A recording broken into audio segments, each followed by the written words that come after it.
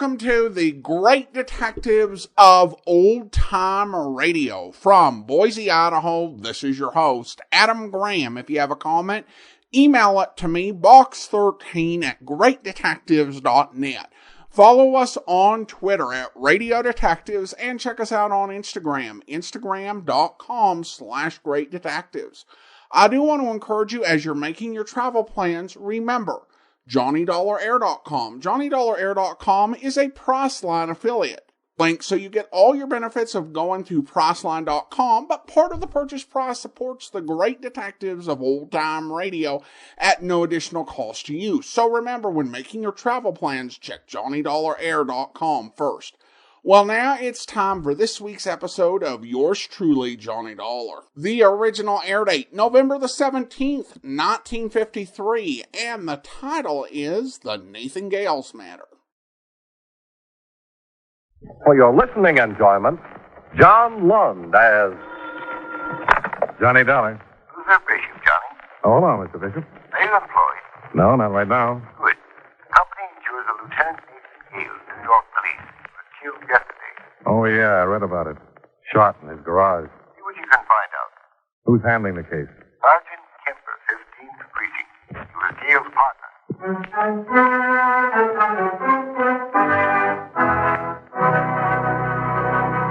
How about taking a minute or so to talk about seals and fish that have some connection with the government of the United States?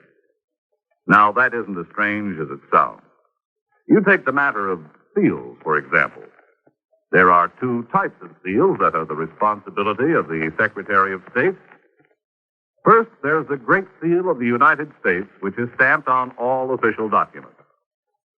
The Secretary of State makes sure it's always on hand when it's needed. The other kind of seals he takes care of are the ones that swim in the ocean, since it's up to the Secretary to work out agreements with representatives of other countries and let them know how many seals can be caught in what is called international waters and when. The Secretary of State works out similar deals for the catching of fish and lobsters because these agreements are actually treaties. Before they can be put into effect, they have to be approved by 2/3 of the Senate. As a matter of fact, any time our government wants to work out a deal with a foreign country on trade, mutual assistance, fish, seals, or lobsters, it's done by treaty. And all treaties are signed by the President, though some of them aren't drawn up until after the Secretary of State has worked over the rough spots in order to pave the way for prompt ratification. So, just remember, the Secretary of State is a mighty important wheel in the machinery of your United States government.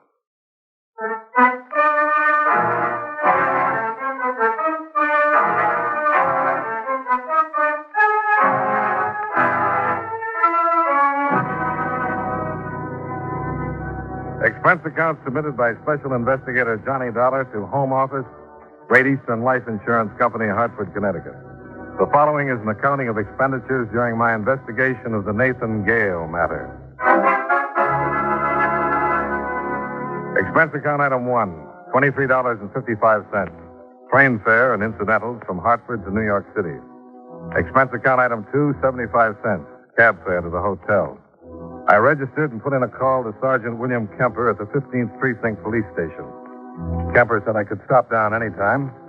So in 20 minutes, I was sitting in the homicide squad room, listening to Sergeant Kemper's version of the killing of a fellow police officer. Nate had been after a hood named Bancroft for a long time. Word was out that Bancroft had finally gotten a little tired of it and was going to hit Nate the first chance he got. You think Bancroft killed him? Yeah, but so far we can't prove it. The day Nate was killed, he called in and told me he was onto something hot. Said it concerned Bancroft. Told me to meet him at his house in an hour. Said he was contacting a stoolie named Virgil Cummins. Hi. Hello, Dave. Anything for me? I don't think so. You have any idea what he was supposed to get from this Virgil Cummins? No, he didn't say just what it was, but he indicated it was a big score. Enough to fry Bancroft for keeps. I went to his house in an hour, like he'd asked, and I found him in the garage, shot twice. No witnesses? Yeah, a neighbor, George Fisher, said he saw a man running away. We brought him down here and showed him the mugs. He picked out Bancroft. Well, then. We picked Bancroft up, put him in the lineup, and the witness changed his mind. Said Bancroft wasn't the man after all. Somebody got to him, huh? Of course. But the witness won't change his story again. He insists that Bancroft's not the man he saw running away, and that's that. He's scared stiff. He's got a wife and 4 kids. Has Bancroft got an alibi? Says he was with his girl at the time of the killing. And his girl agrees? 100%. We've questioned them both for hours. What about the stoolie? Coming. I went looking for him right away. Yeah. Didn't mean to interrupt. That's okay. If Ed come in, tell him I'm down in Basker's office. Oh, yeah. So we found Cummins, all right. Found him in his room, strangled by a light cord. Whoever shot Gale got the evidence. Sure. So it's got to be Bancroft. But without the stoolie, we can't prove there was any evidence. Bancroft's girl swears Bancroft was with her the whole afternoon. And your only witness won't identify Bancroft. That's the way it stands so far. But I'm working on that witness. I'm going to keep working on him until he admits Bancroft's the man. Well, I've got to go talk to Gale's widow. Oh, Ab's taking it pretty good. She's a wonderful person. You'll like her. I'm sure I will. Well, so long, Sergeant. I'll keep in touch with you.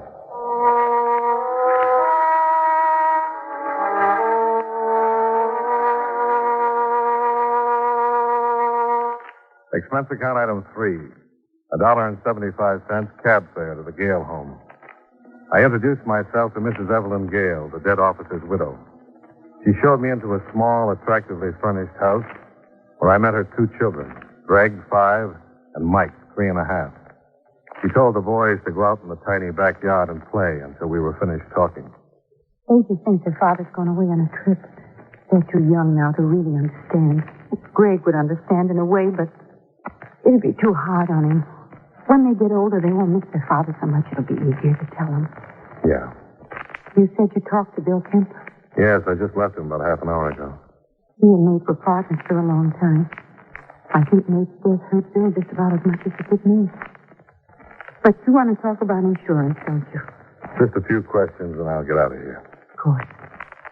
Tell me a little something about the day your husband was killed. Well, there was nothing particularly unusual about it. It was like most any day, except that it was our anniversary. He didn't say anything or tell you anything that was unusual? I don't think so. I would have remembered if he had. Did he call you during the day? No. What time did you expect him home? It was off duty at 6. He had the day watch. He was usually home around 6:30.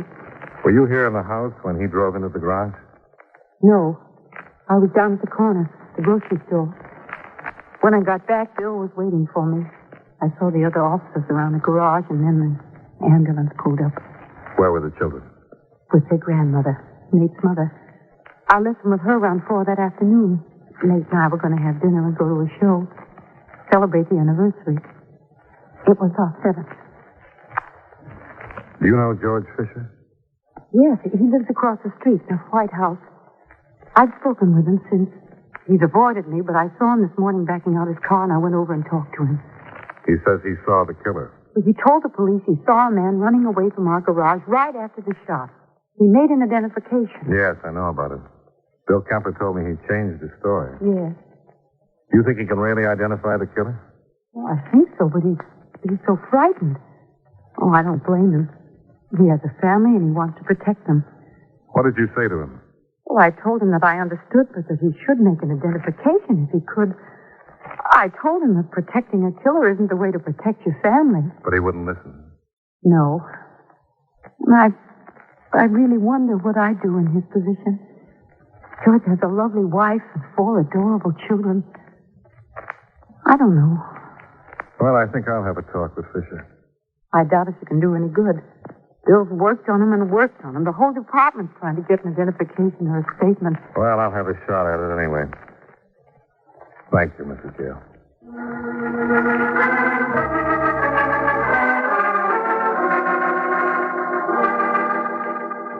I went across the street to the Fisher house and spoke with his wife. She told me her husband was still at work, wasn't expected home until 6:30. She refused to tell me where her husband worked, stating they'd been bothered entirely too much since the Gale killing. It was obvious she also was frightened. Very frightened. Expense account item 4, $1.25. Cab fare back to my hotel, where I put in a call to Sergeant Bill Kemper to ask where George Fisher worked. Kemper was out, so I left my number and went downstairs to have some lunch. Around 1:30, I was paged and told that Kemper was waiting for me in the lobby. Hello, John. Oh, hi. You got my call? Yeah. Let's go over and sit down where we can talk. Oh, sure. I called to find out where George Fisher works. He doesn't work anywhere anymore. What do you mean? He was killed about an hour ago. Let's sit down. Murdered? Hit and run. On his way to lunch with two men from his office. They were crossing the street and a car hit them. All of them? Killed Fisher, hurt both of the men, one pretty seriously. Any witnesses? Yes. Got a positive identification on the car, got the license number. Even found the car. But not the driver. No. Found the car parked on the east side of town. It had been reported stolen at 8 o'clock this morning. Bancroft? First thing I checked on. Yes. He was with his girl. All afternoon. What about 8 o'clock this morning? Claims he was sound asleep in bed. And was he? And we checked his hotel. Nobody can swear he wasn't. He left a call for 11. Nobody saw him leave the hotel before then. A number of people saw him come in last night. Well, maybe he didn't do it. And maybe he didn't. But it sure seems funny the one man who could identify Bancroft as the man seen running away from Nate's garage should get killed a couple of days later. Did you find anything in the car? And the lab's checking on the car now. Did the witnesses say whether a man was driving it or not? Yeah, they said it was a man. Couldn't see him well enough for identification. Wore a hat. Well, maybe he had somebody steal the car for him, left the hotel at 11, took the car, and went after Fisher. Looks like the only possibility. Could his girl have stolen it? No. She was in her apartment, definitely. And Bancroft was with her from 11 until when? A little while ago. That's where we picked him up. Desk clerk swears Bancroft came in a little after 11. Didn't see him go out. Did he have to pass the desk clerk to go out? If he took the stairs. If he took the elevator, one of the elevator boys would have seen him. None of them did. Well, you got a tough one. That's why I wanted to talk to you. I know Bancroft killed Nate. Maybe he didn't run down Fisher, but I'll bet he had something to do with it. Now, the strongest and the weakest link is his girlfriend. Now, what do you want me to do? And just before we got the report on Fisher's death, another call came in. It was from a jeweler. The day Nate was killed was his 7th anniversary. Yeah, Mrs. Gayles told me. Well, the jeweler told me that Nate had been in looking at watches. He told me Nate couldn't make up his mind between two of them, so the jeweler told him to take him home and let Eve decide. He took him. Was this before or after he made the contact with the stoolie? Before. Must have had him with him when he saw it coming. Did he have them with him when you found him in his garage? No. So it looks like the killer took him. I remember the glove compartment was open. Nate probably had him in there. Killer got the evidence and looked in the glove compartment to make sure he didn't miss anything. Saw the watches, took them along. You think Bancroft might have given them to his girl? He might. Or he might have pawned them. I got out the usual bulletins to all the pawn shops, and we're checking every fence we know of. They were fairly expensive watches.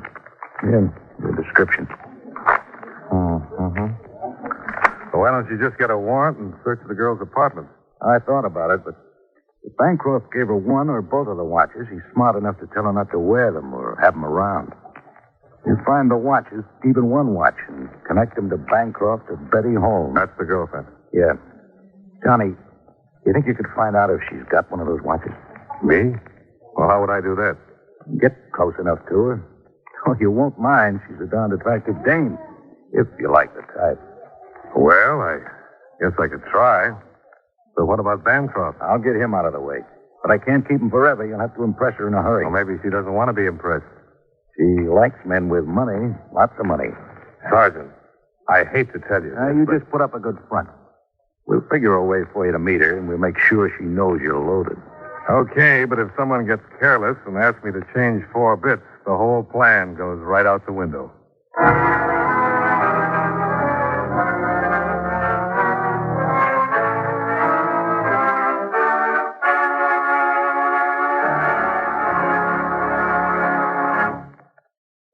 With your permission, there's something I'd like to talk about for a minute. You know, too many times people try to escape from their responsibilities by having someone else take them over. There was Miles Standish, for example. He was much too busy to ask Priscilla to marry him, so He sent John Alden to pop the question for him. You know what happened. John ended up marrying the girl himself. Of course, if John had had a face like a flat tire instead of being the handsome guy he was, maybe Miles Standish would have married Priscilla instead.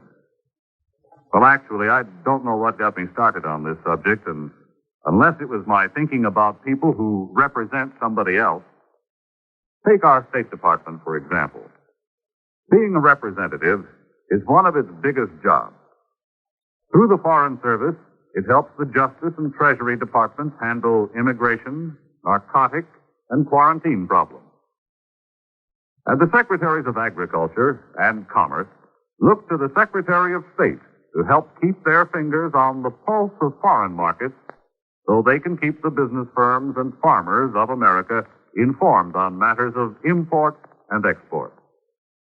I guess the only connection between these facts and the courtship of Miles Standish is that, like John Alden, our State Department speaks for itself.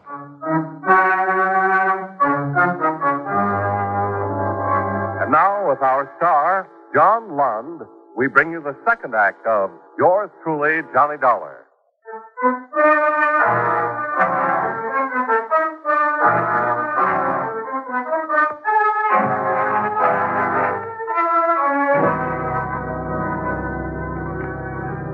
Sergeant Kemper made arrangements for me to move into another hotel, where Johnny Dollar, the insurance man, would be known as Johnny Dollar, the Texas oil man.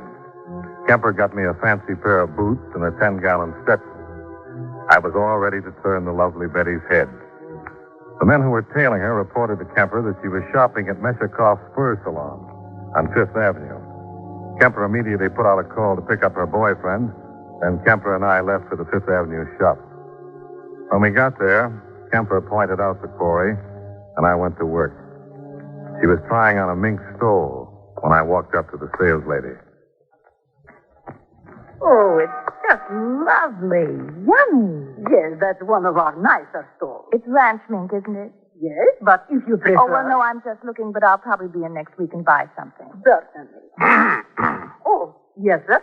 Can I help you? Well, yeah, I thought I'd like to buy a fur coat or something like that. Would you excuse me? Oh, sure, go right ahead. I'll just look around. Oh, no, I didn't mean to bust up nothing. Well, that's all right. The lady's just looking. Well, okay. You sure you don't mind? Not a bit? Sir, what kind of fur coat would you like? Well, I'd like something real nice. I'm just in New York for a couple of days. I'd like to bring my mama back a little present. You're from Texas? Why, yes, ma'am. How'd you know? Well, I can always tell Texas man. So tall and strong. Oh. Would you like something in mink? Yeah, I like the mink, too. Oh, boy, I'm having just a wonderful time here in New York. Oh, that's good. I'm glad. First vacation I had since 43. Just been too busy with the whales. That's oil well? You don't buy mink coats with water, lady. Well, what about this lovely stole the young lady was just trying on? Well, no, ma'am. It's too skimpy. I want something can keep Mama warm. She ain't spry like she used to be. Can't take the winters too good no more. Something that hangs down to the floor. You know, coat. Yes, sir. Well, if you excuse me, I bring out a few that you can look at. Fine. You just take your time.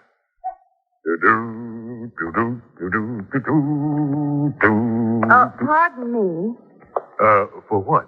Well, I couldn't help but overhear. Oh, that's all right. I ain't gonna buy this one, ma'am. You can have it. Oh, no. I just thought maybe I could help you a little. I do a lot of buying here, and I know you're from out of town. Texas. Yes. And, well, if you're going to buy a mink coat for your wife... For my mama. I ain't married, ma'am. Oh. Well, have you ever bought a mink coat before? Why, no, ma'am. Only mink I own is in my car back home. In your car? Yes, ma'am. Mama thought it'd be nice to upholster it that way. In mink? Oh, I know it ain't practical, but Mama thought it looked nice. Does, too. Goes right nice with the gold. The gold? Yeah, you know, the door handles, cigarette lighter, a lot of little things like that. Oh, yes. Well, what kind of car is it? Well, it's a sort of a double-length Cadillac. Had it built special. How nice. Yes, it's nice. Well, the only reason I came over was because I thought as long as you were from out of town. Texas. Texas.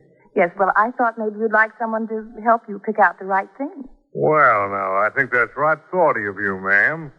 But I don't want to put you into no trouble. Oh, it's no trouble. Oh, good. My name is Dollar. My name's Holmes, Betty Holmes. Well, howdy.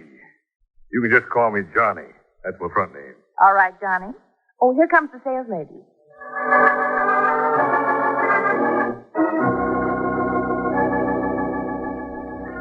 We looked at Mink for the next hour, and Betty Holmes offered her most discriminating advice. Before we left, I'd ordered Mama 2 mink coats, one for just setting and one for going out. On the street, I thanked Betty for her help, and naturally, she accepted my dinner invitation on the spot. Expense account item 5, $1.40 cab fare back to my hotel, where I waited until Bill Kemper showed up. Pretty funny, huh? I couldn't hear what was going on, but I had to stay out of sight because she knows me. But, boy, you were really pretty awful. Yeah, I know, but she loved it. I'm going to have dinner with her. Good. What about Bancroft? Now, we got him. We'll keep questioning him. If his lawyer gets a writ, we'll move him to another precinct. How long can you keep that up? Long enough for you to have dinner and get better acquainted. I hate to pick her up in a cab. Don't worry about it. What time's your date? 8 o'clock. I'll have you a limousine, complete with chauffeur. Officer Dankers. We'll get one of the cars we use for parades and VIPs. Boy, if this backfires, they'll hear the explosion clear up in Maine.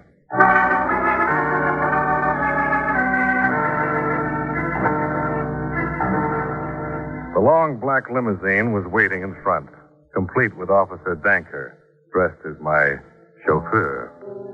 We picked the lovely Betty Holmes up at 8 and drove to 21, where I ran up expense account item 6, $45.95. Drinks, dinner, and a pack of cigarettes. When she suggested going to some of the night spots, I felt you in the home office cringe, so I complained of fatigue. I told her I'd been working so hard in the oil fields that the Mayo Clinic had advised me to stay away from too much nightlife. She gave me a motherly, knowing smile and suggested we return to her apartment, where she'd fix me a glass of warm milk. She was very understanding. Here you are, Johnny. Not too hot, not too cold. Better for your stomach that way.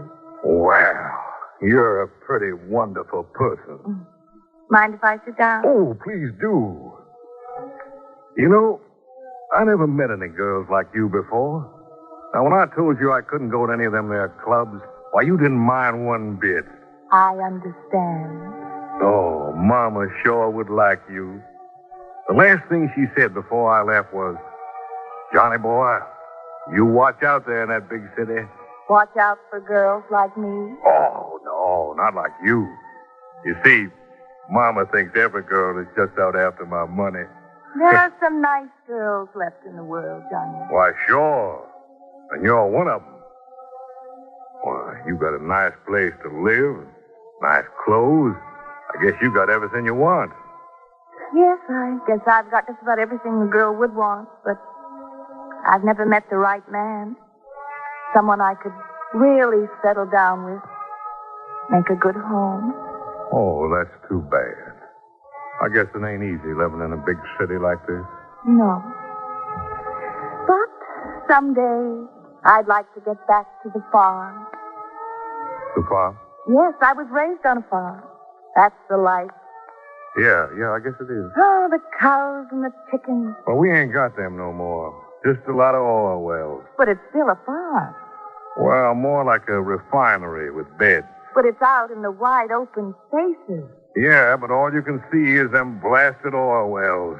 Oh, the rugged life, full of the great outdoors, the smell of the sagebrush. No, just oil. But you love it. Yeah. But say, what time is it? I must have left my watch in my suite. Oh, well, I don't have a watch. There's a clock in the kitchen. You ain't got a watch? No, why? Well, I'm in luck, I sure am. What? Well, you've been so nice to me. Helped me pick out those coats for Mama. I've been trying to think of something I could buy for you. Oh, now, Johnny. No, I want to. I've seen the things you're wearing tonight. You got that nice mink and all that there jewelry. But you ain't got no watch. Please, I really No, when I want to do something, ain't no use trying to talk me out of it. I'm going out tomorrow morning and buy you one fine watch. Oh, that's really wonderful. Oh, it ain't nothing. Johnny. Now, wait a minute.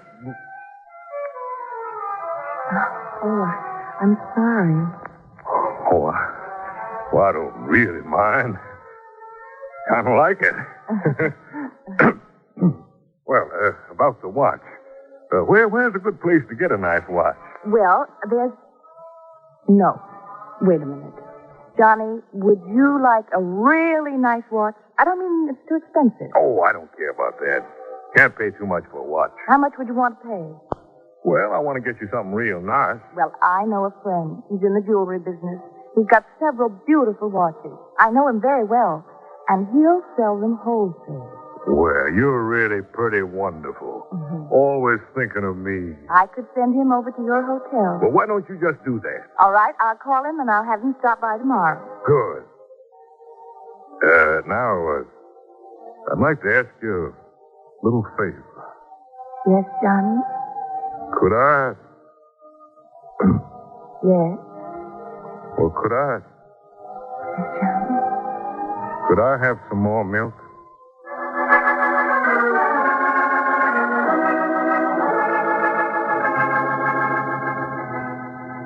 When I got back to my hotel, Bill Kemper was waiting for me in my room. I told him everything that had happened.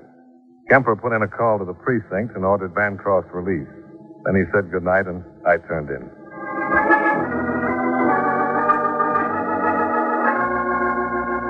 The next morning, Kemper was knocking at my door, and we settled down with breakfast to wait for Bancroft to arrive with the watches. Yeah, it's good coffee, Johnny. Yeah, it is. Hey, maybe this is it. Hello? Johnny? Well, good morning. I didn't wake you up, did I? Oh, no, I've been up since 6. Can't get out of the habit. Oh, good. Well, the reason I called, Johnny, the man who was going to bring the watches by, Yeah? well, he can't. Oh, that's too bad. But he gave them to me. I can bring them by if you want. It was a sure bet Bancroft was playing it safe. He wanted to unload the dangerous watches, but he didn't want to be the one to do it. We cleared the table of Kemper's breakfast dishes, and a half hour later, Betty Holmes was announced from the lobby. Bill Kemper went in the bedroom to wait.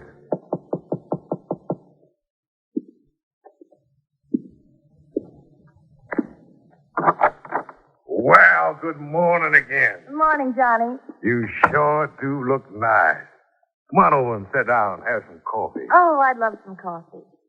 I didn't particularly want to bring the watches myself, but my friend was busy. Oh, that's all right. That's all right. He gave me the prices and everything.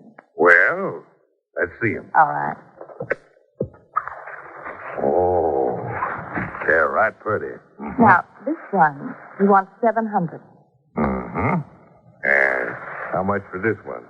He said that one wasn't as expensive, only $500. That's wholesale, Oh, yes. He said they're very unusual watches. Yeah. What's the matter, Johnny? Something wrong? Yeah. Bill? Well, what is it? What's going on? Oh, Betty. What is all this? Don't you know? These are the watches, Bill. I thought they... Why, you crummy, no-good, rotten Just take it easy. You're a cop. No, not quite. You can't get away with this. You don't have anything on me. Give me those watches. Oh, wait a minute. Who gave you these watches? You can't pinch me. You haven't got I anything. got all I need. I got the watches that were taken out of Nathan Gayles' glove compartment right after he was murdered. I don't know anything about it. The guy just gave me the watches. Who? Bancroft? Okay. And you're going to take the rap. I don't know anything about it. You know I didn't have anything to do with Gayle's death. You know I was in my apartment. These watches are all I need. They'll send you right up. No. Then tell me who killed Gayles. Bancroft. How did he get out of your apartment without anyone seeing him? The service elevator. But I didn't have anything to do with it. Did he kill Fisher? Yes. He was afraid Fisher had talked. Who stole the car? Who stole it? I did, but he killed Fisher. He killed Gale and Fisher, and I didn't have anything to do with it. You had enough to do with it to get your life. Come on. I'm going to book you and then get me a cop killer. See you later, Johnny. Thanks. Yeah. Thanks. You all.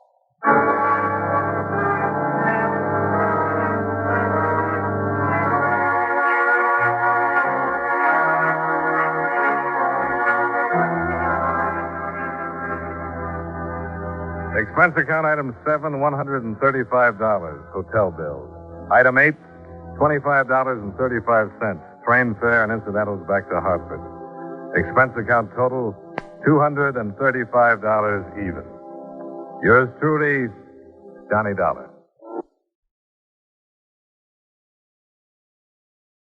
Welcome back. Well, I have to say that was one of the best episodes of Mr. Chameleon we've played. Now, of course, it is Johnny Dollar, and of course, Blake Edwards did not write for Mr. Chameleon, so he didn't have Mr. Chameleon's script around, but I couldn't help but being reminded of it. With them being in New York and with Johnny adopting a different identity with a different voice at the request of the police. I did think it was kind of funny when they got the girlfriend and confronted her, and she started explaining what our murderer did and insisting that she had nothing to do with it. All I did was lie to the police to provide him an alibi and steal the car that he used for a vehicular homicide, but I had nothing to do with it. I think she is definitely an illustration of why it is that modern police officers are required to read people their rights, and why it's recommended not to say anything unless you have a lawyer present. Of note, this is actually the last in a series of 20 episodes, and 21 of 22 overall that were written by Blake Edwards in succession. Although there is one more Blake Edwards script to come, which will bring you in 3 weeks. This ends his whole run as essentially the writer for Johnny Dollar. Thought he developed a really good voice, found a good balance. I think in many of the earlier scripts where he was just kind of one of several writers coming in and recycling scripts, Johnny ended up really sounding like Richard Diamond, though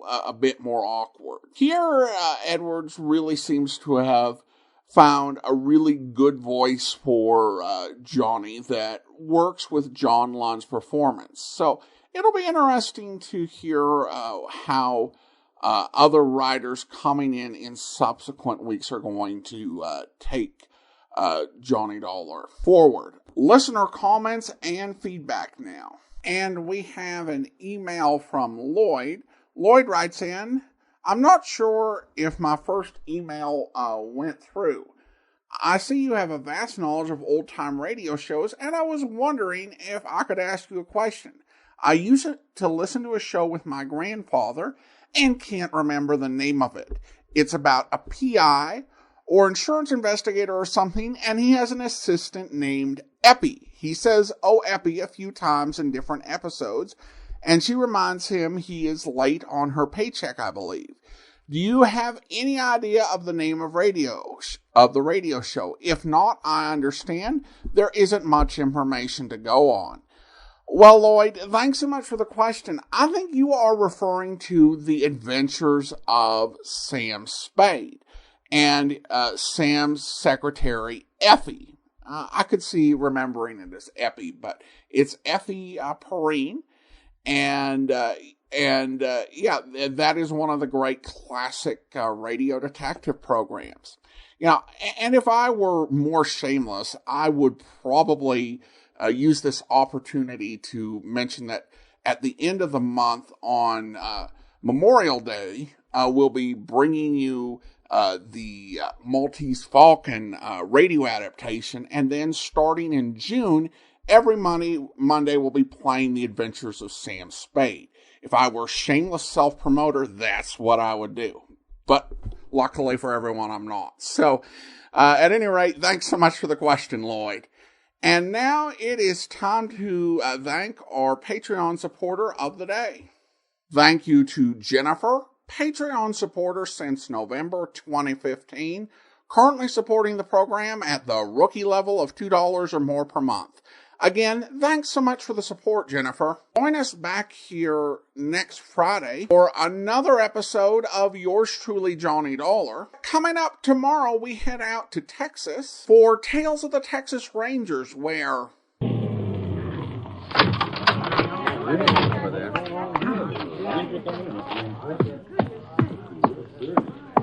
I'm afraid that's all the information I can give you, man. Howdy, Ranger. You must be Jace Pearson. That's right. You in charge here? Yeah. Dan Simmons, chief of police. Fellas, I'll talk to you later. I see you've already lifted some fingerprints. Huh? How'd you know? All dusting powder on the glass top here. Yeah, crew just left. Prints aren't going to be much good, though, I'm afraid. Too many people coming in and out of a place like this, signing papers on that desk. What's that over there, Chief? What? Oh, that yellow spot on the carpet? Yeah. I noticed that before. Seems to be a piece of chalk that was stepped on. A few little pieces not quite ground in. I don't see a blackboard or anything around here.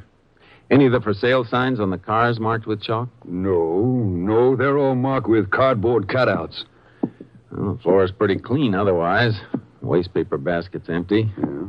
This place was swept out after the day's business. That chalk got ground into the rug last night after the place was cleaned. Yeah, I can see that now.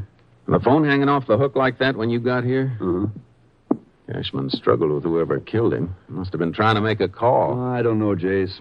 Body's just where we found it. A good 8 feet from the phone. He might have staggered over there and fell, but the fight started right here by the desk and the phone. Got some reason for being so sure of that? The desk was moved a little in the fight, Chief. Look at the carpet. Deep worn spot where the desk usually rested. Carpet's bunched up around the base, showing the desk was pushed, not lifted. I hope you'll be with us then. In the meantime, do send your comments to box13 at greatdetectives.net. Follow us on Twitter at Radio Detectives.